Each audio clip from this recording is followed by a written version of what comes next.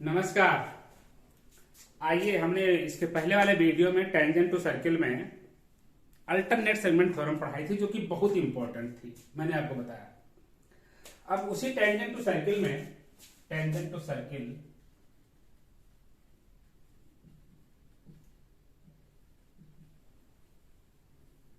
Circle में theorem बताऊं, PA PB equal to PT square, इसी नाम से जानी जाती है। PA PB equal to PT square एक सर्कल है। सर्कल में एक ये टेंजेंट काटते हुए चली गई, ऊपर उड़ गई यहां पर,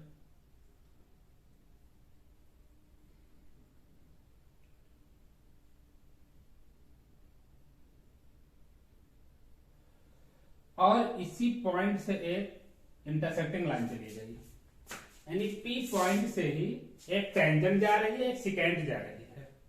पी पॉइंट से ही टेंजेंट जा रही है, यहां पर नाम देते हैं एक्स, जहां पर टच कर रही है इसको दे देते हैं टी, और जहां ये कट कर रही है ए और बी, सर्कल को ए और बी पर काट रही है, तो इसमें कहते हैं कि P A into P B is equal to PT square. तो इसका स्टेटमेंट बुक से देख लीजिए, इसी तरह होती है। और बाकी ये भी कहते हैं कि जब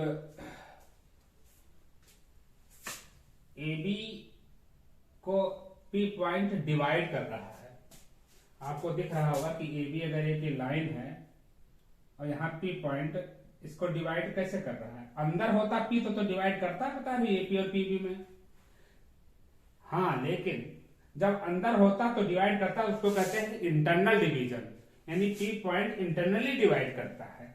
अगर यहां पर नहीं है, बाहर है, इसकी लाइन पर भी कहीं बाहर है, तो इसको एक्सटर्नल डिवीजन कहते हैं, यानी पी पॉइंट ए बी को एक्सटर्नली डिवाइड कर रहा है। किस रेशियो में? एक पी ए और दूसरा पी पॉइंट से लिया जाएगा। जैसे यहाँ पी होता तो पी ए और पी बी, यहाँ पर भी पी से ही एक्सट्रीम पॉइंट्स को लिया जाएगा, एक्सट्रीम पॉइंट्स को लिया जाएगा। कहां से? पी से, यानी पी से ए पी ए, और फिर दूसरे पॉइंट पी के लिए पी बी, तो पी और पी बी। और जब इन दोनों का मल्टीप्लीकेशन हो तो कहा जाता है, जिसे लेंथ इनटू ब्रेथ एरिया होता है एक रेक्टेंगल का, उसी तरह से कहा जाता है rectangle made by the secant. तो सेकेंड के पार्ट कौन कौन से हैं? पी और पी बी, तो उनके पार्ट्स के जो मल्टीप्लीकेशन आते हैं उनको area of the rectangle made by the secant P A B. तो इस तरह के थ्योरम का नाम है, लेकिन इसमें जब प्रूव करना है आपको, तो पहले लिखते हैं given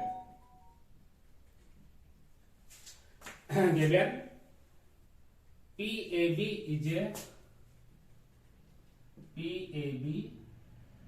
is uh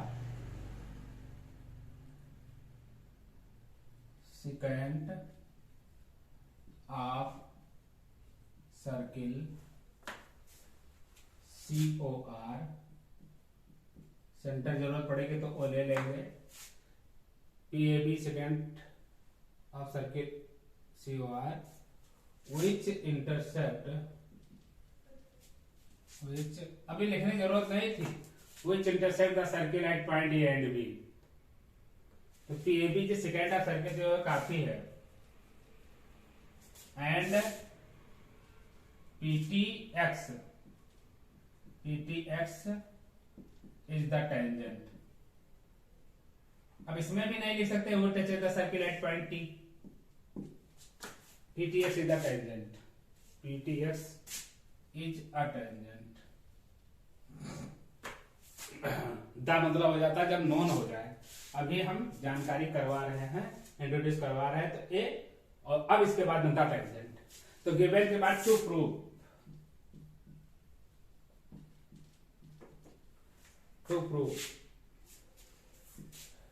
P A P B is equal to PT square. बहुत इंपॉर्टेंट थ्योरम है, एबीएसएससी में, आईएसपीसीएस में थ्योरम्स पूछी जाती, मतलब थ्योरम नहीं पूछी जाती, थ्योरम के एप्लीकेशन सवाल पूछे जाते हैं, इसी तरह से निकालने होते हैं। जैसे इसमें इतना की लेंथ दे देगा तो लेंथ पूछ लेगा, या इसकी लेंथ पूछ लेगा, ये दोनों दे देगा, या फुल लेंथ दे देगा, फुल लेंथ दे देगा, और इसमें इतनी डिस्टेंस दे देगा, इसके दे देगा, कहेगा इसकी बताओ। खूब सवाल आते हैं, आईएएस में सवाल मिलता है। अरे 3-4 सवाल तो इस पर दे देते हैं, ज्योमेट्रिकल फिगर पर, वो मेंसुरेशन से और सब मिला करके। तो ज्योमेट्री का इस पर तो अब क्वेश्चन खूब बनता है, डिग्री मेजरमेंट थ्योरम पर इस पर सवाल खूब आते हैं। आइए टू प्रूव के बाद कंस्ट्रक्शन।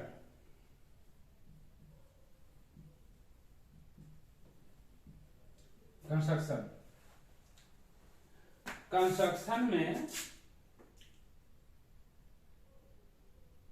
बहुत आसान है, सिर्फ टी पॉइंट से ही इंटरसेक्शन पॉइंट को मिला दीजिए, के टी से टीबी और टी से ए, टी ए बना दीजिए।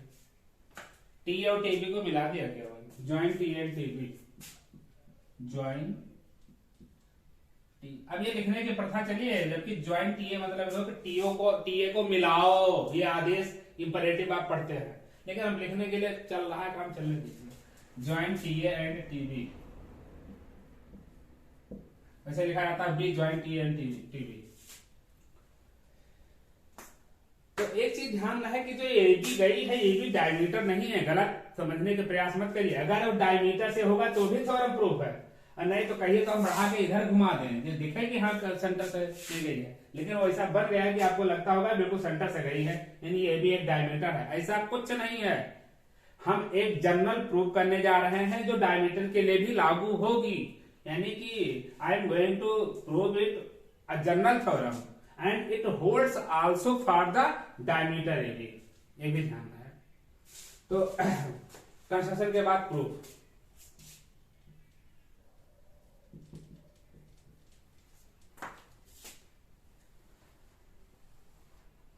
ज्वाइंट टीएटीबी हो गया, हाँ अब प्रूफ देखिए। अब एक चीज देखिए, अभी अभी बहुत जल्दी इसके पहले जो वीडियो में आपने अल्टरनेट सेगमेंट थ्योरम पढ़ी होगी, ये कॉर्ड है, ये टेंजेंट है, कॉर्ड और टेंजेंट के बीच का एंगल इस कॉर्ड के द्वारा बने हुए अल्टरनेट सेगमेंट में बने एंगल के इक्वल होता है, इसमें कोई दिक्कत तो नहीं। अगर इधर का एंगल लेते तो इधर से कोई बना ही नहीं है, तो जरूरत ही नहीं पड़ी, यानी यह एंगल इस एंगल के इक्वल हो गया। जो एंगल है ये एंगल इस एंगल बराबर हुआ, लेकिन ये एंगल तो किसी में हमें मिलने की जरूरत है, किसी ट्रायंगल में तो है नहीं। दूसरी जगह पर ऑप्शन इधर वाले के लिए इधर ही बनाना है, लेकिन हाँ ये कॉर्ड है एटी और टेंजेंट के बीच में एंगल है कि नहीं है, ये वाला एंगल और इस कॉर्ड से बना हुआ एंगल अल्टरनेट सेगमेंट में इधर नहीं उस पार वहां के बराबर है कि नहीं है। पीटी और एटी ये कॉर्ड और टेंजेंट के बीच बना हुआ एंगल अल्टरनेट सेगमेंट में एंगल बराबर है कि नहीं है। तो ये वाला हम मिटा ले, इसकी हमें जरूरत ही नहीं है, ये वाला से कोई फायदा होने का है नहीं, तो ये सिर्फ फिगर को खराब करेगा। तो आप इसको मत करिएगा, सिर्फ इतने करिए।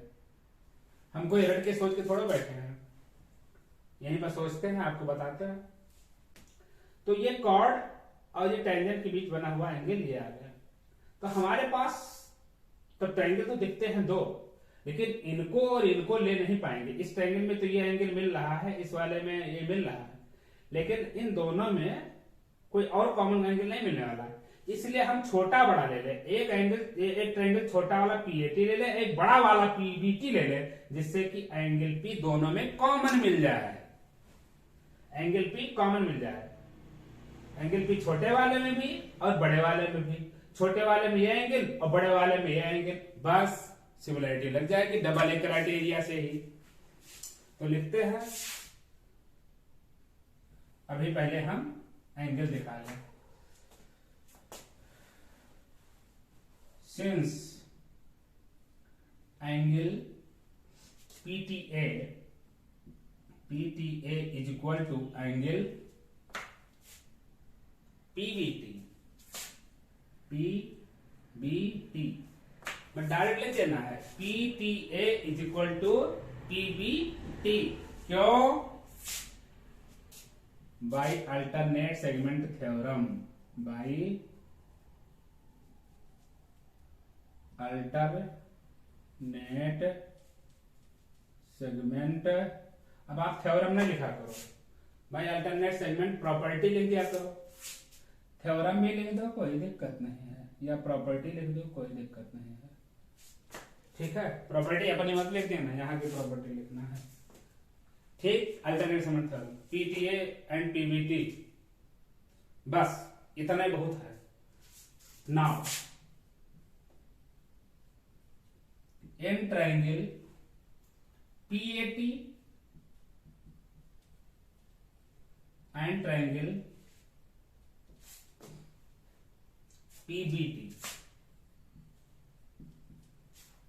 अभी जो ऊपर लिखा मैंने angle PTA is equal to angle PBT proved above from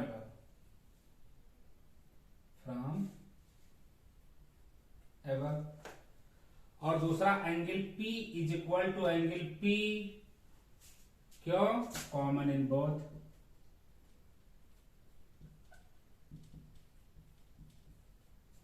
common in both, बस बाई ए क्राइटेरिया।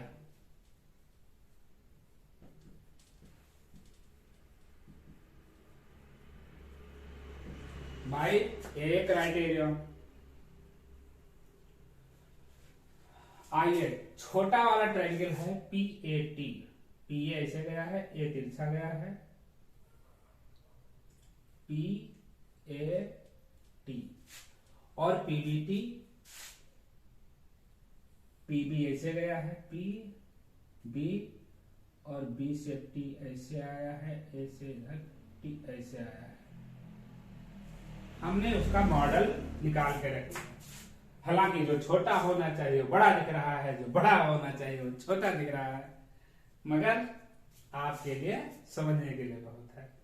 ये बड़ा सा ट्रायंगल बनना चाहिए, जगह कम पड़ जाती है, लेकिन यही क्या करना, वहां से काट के लाया यहां रख दिया आपके लिए।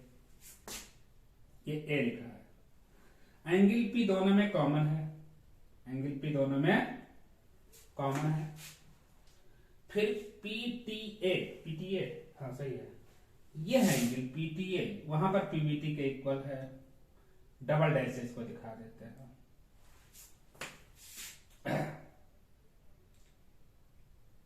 तो ए क्राइटेरिया से ट्रायंगल क्या हो गया, सिमिलर हो गया, यानी ट्रायंगल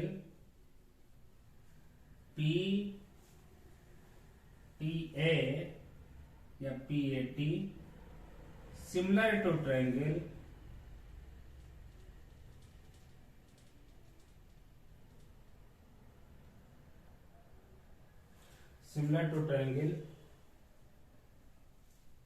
पीबीटी, क्योंकि P के लिए P, T के लिए T वही रहेगा, A की जगह पर P। गलत, P के लिए तो P रहेगा, लेकिन जो एंगल T है वो B के बराबर है, तो T के लिए यहां पर B रहेगा, और ये B वाला ही T हो जाएगा उलट करके, PTB। अब सही है, P वाला कॉर्नर P के लिए रहेगा, लेकिन A वाला एंगल नहीं है, T वाले के लिए भी है, T वाले के लिए भी कॉर्नर। अब जरा रेशियोज लेते हैं, क्योंकि जब सिमिलैरिटी प्रूफ हो जाए, जब कॉन्ग्रुएंसी हो जाती थी तो इक्वलिटी चेक करते थे, अब सिमिलैरिटी प्रूफ हो गई तो साइड्स के रेशियोज ले जाएंगे, यानी उनके साइड्स प्रोपोर्शन में होंगी। आइए, P जो इक्वल है उसको छोड़ देंगे, P वाला, बाकी का T के सामने वाली साइड यहां पर क्या है, PA, क्या है PA, इसलिए यहां पर ले देते हैं therefore PA, T के सामने यहां पर PA, और डबल डैश वाले यहां पर सामने क्या है PT, PA upon PT is equal to, अब यहां पर जो तीसरा बच रहा है कौन सा है, ये है, और इसमें जो बच रहा है कौन सा है, ये है। इसके सामने की कौन सी साइड है, PT, क्यों नहीं लिया इस वाले को, क्योंकि इसके सामने AT की हमें जरूरत ही नहीं थी, तो PT अपान यहां जो बच रहा है इसके सामने पूरी साइड कौन सी है, PB, बड़ी सी PB, क्रॉस मल्टीप्लाई मारो, PA PB is equal to PT square, this implies PA into PB is equal to PT square, proved.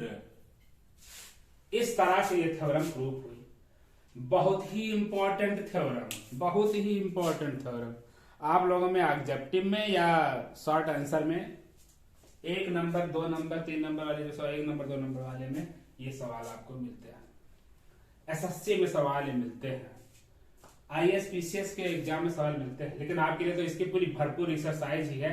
अब सर्कल पर पूरी थ्योरम खत्म हो गई है। अल्टरनेट सेगमेंट थ्योरम भी हो गई, PAPB स्क्वायर, वहां PAPB PCPD। हमें नहीं लगता है कि अब कोई थ्योरम बच रही है। तो अब इसके बाद बस न्यूमेरिकल ही कराना है, सारे के सारे क्वेश्चन से करवाऊंगा। अब 5-6 वीडियो 7 वीडियो या हो सकता है कि 10 वीडियो बन जाए। मैं सिर्फ सर्किल के क्वेश्चन ही करवाऊंगा फिगर बना बना के, क्योंकि इसमें फिगर बनाना रहता है, फिगर बना बना के बताना है। यहाँ तो एक फिगर बनाया, इतना बड़ा लिखना पड़ा, वहां तो थोड़ा बनाया, बनाओ फिगर खूब, सवाल लगेगा इतने बड़े।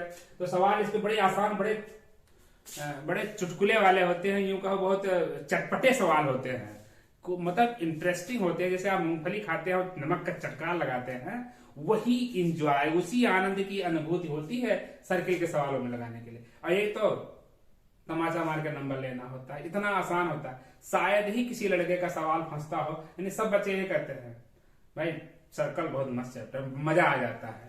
लेकिन अगर कोई कहे कि सर्किल कठिन लग रहा है, मैं नहीं लगा, इसका मतलब उसने सवाल लगाया नहीं है। अगर कोई सर्किल मजा नहीं आ रहा है, सर्किल लगा नहीं रहा है, इसका मतलब वो पढ़ नहीं रहा है, पढ़ा नहीं है। मैं दावा करता हूं, मेरा वीडियो आप देखेंगे, सर्किल में आप इतना मजा लेंगे कि सामने बढ़िया कोई आइटम रखा हो भोजन के लिए, बिल्कुल चटपटा, आप खाने के लिए उठेंगे नहीं, सवाल लग रहा है तो लगाते चले जाएंगे।